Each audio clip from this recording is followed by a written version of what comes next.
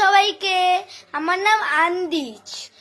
আমার আবদারে মা আজকে সিমই তৈরি করছে এবং দুধ ছাড়া।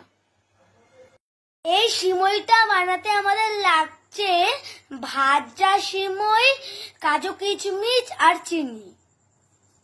এই সিমইটা বানাতে আমাদের ঘি লাগবে, তাই কড়াইতে আমরা ঘি দিয়ে দেব।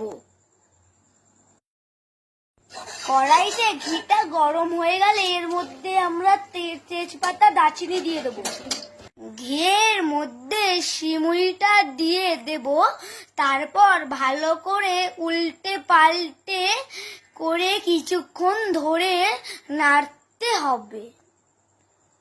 সিমইটা ভাজা হয়ে গেলে ওর মধ্যে আমরা কাজু কিশমিশ দিয়ে ভালো করে উল্টে পাল্টে আবার ভেজে নিতে হবে।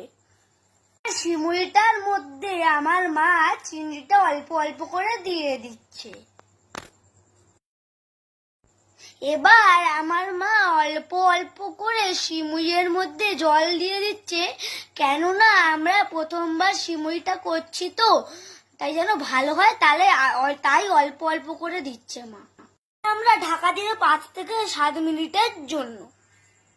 7 মিনিট পর ফিরে